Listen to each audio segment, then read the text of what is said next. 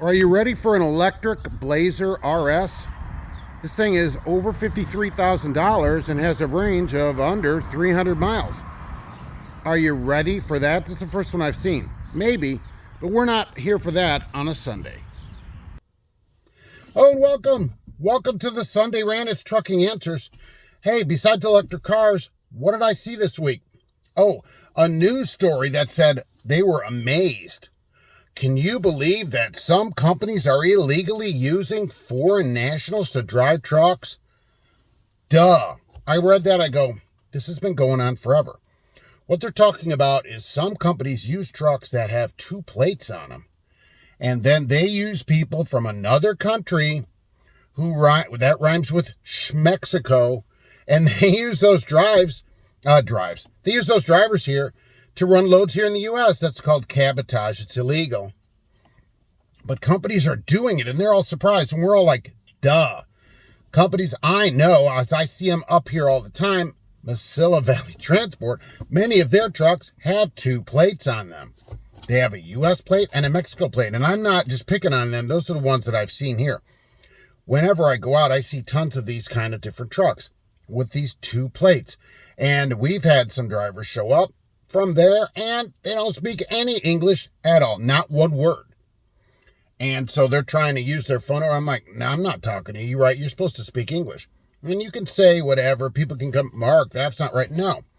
The law says you speak English in the United States for your CDL. So I don't want to hear about, I'm not using your Google Translate or anything. But this has been going on for many, many years. It's just becoming more prevalent. Companies are like, we don't have to hide this. The government loves it. And the companies, of course, love it.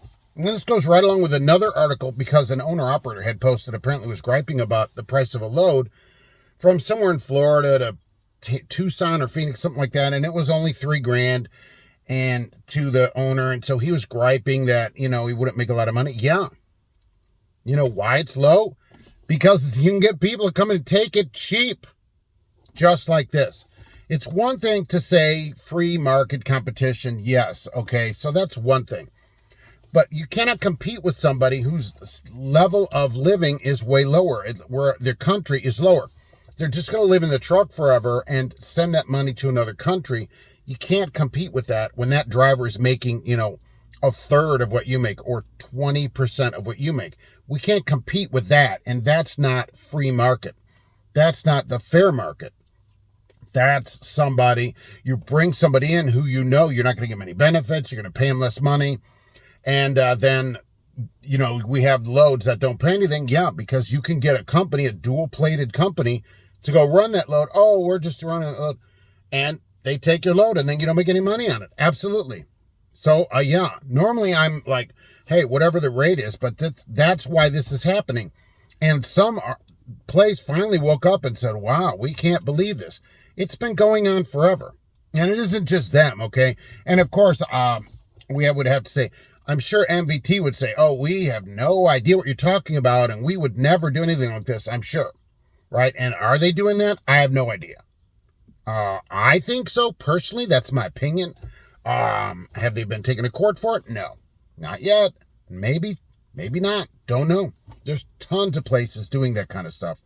And I don't like it. When I see these dual-plated trucks, I'm like, oh, well, there goes young people's jobs that are going to be coming in, because if you are trying to get a job, why would they give you a raise when they can get somebody else to do your job for a third of what you're making? That's always the issue.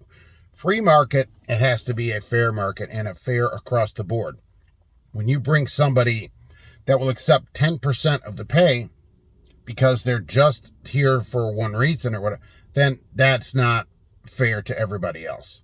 And so gladly that I won't have to deal with it for the next, for the next 40 years, like I already have. So that's the story on it. I don't like it. Dual-plated trucks, they shouldn't be allowed. Okay, look around. And send me at the truck stop or whatever, and the closer you get to the border, the worse it is. But they're all over the place. Look around at trucks and see 2 license plates. This isn't like the old days where we had a bingo card and 9 license plates, okay? Did I wake anybody up with that? I'm sure some people do remember that. We'd have a bunch of plates on there, Oregon plate and all. This is not that. There'll be a United States plate. I said that weird, United. And a Mexico plate on it. You don't really see that from Canada. I will tell you, I've never seen a dual Canada U.S. plated truck. Might there be some? Maybe. Have never seen it. I see these dual plated Mexico U.S. plated trucks. And that's the problem. And that's what the article deals with as well. Is it good? No. Do I like it? No. Are we going to continue looking at this electric car? I'm going to look at it, but I won't be buying it. It's nice of the government to finance it, though, isn't it? As an aside, where they take a car that is more expensive than the average new car and then help people buy it by financing it with our tax money. I love it. Isn't this a great country? I love this country.